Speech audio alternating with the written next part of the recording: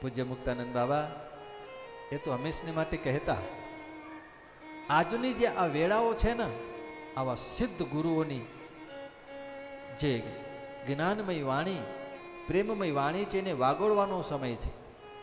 જેટલું એને યાદ કરશું, જેટલું સાંભળશું, આપણા હૃદયમાં એ પ્રકાશ થશે, એ ઉતરશે, જીવન બનશે. આપણી વાણીમાં મીઠાશ આવશે, આપણા વ્યવહારમાં પ્રેમ અને ભાવ જાગશે. આજ માનવીનું જીવન તમે જુઓ, આવા ઘોર કલિયુગની અંદર ભાઈ ભાઈના સંબંધ તૂટતા જાય છે, પતિ પત્નીના સંબંધ વિચ્છેદ થતા જાય છે. એક પરિવાર બીજા પરિવારને, એક મિત્ર બીજા મિત્રને, એક પારિવારિક જીવનમાં ક્યારેક ક્યારેક ગેરસમજ આવી જાય છે, અને ગેરસમજના કારણે જીવન છિન્નભિન્ન થવા લાગે છે. ત્યારે આપણને આવા ઘોર કલિયુગમાં કોણ બચાવશે? ત્યારે એક ભક્તે ગાયું છે, આ બધું કલિયુગનો પ્રભાવ છે. આપણી વાણી, આપણી નેત્ર, આપણું મન, આપણે જે જોવું જોઈએ જોતા નથી, જે વિચારવું જોઈએ વિચારતા નથી, જે મનથી ચિંતન કરવું જોઈએ ચિંતન કરતા નથી. એ શેના કારણે? આ કલીના પ્રભાવના કારણે. તો ભક્તે ગાયું છે કે હે જા જા કાળિયા તું ભાગી જાને,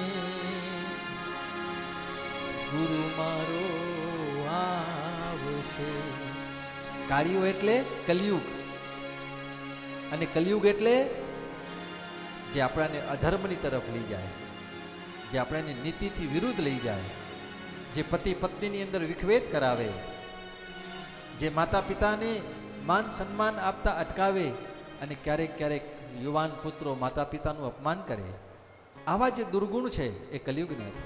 તો ભક્ત કહે છે હે કાળિયા એટલે કલિયુગ, એને કહે છે તું ભાગી જા, અહીંયા આવીશ નહીં. કારણ એ ગુરુ મારો આવશે,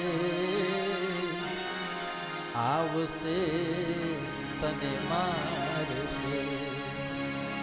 જ્યારે કોઈ શિષ્ય સદગુરુનું સ્મરણ કરે છે, એના મંત્રનો જપ કરે છે, એમનું ધ્યાન કરે છે, ત્યારે કલિયુગના બધા જ દુર્ગુણો સમાપ્ત થઈ જાય છે, અને એનામાં પ્રેમ જાગે છે, એનામાં સાચી માનવતા જાગે છે, એના હૃદયમાં રહેલો ભાવ જાગે છે, અને દરેકની અંદર શિવત્વ અને પ્રભુની ઝાંખી થાય છે.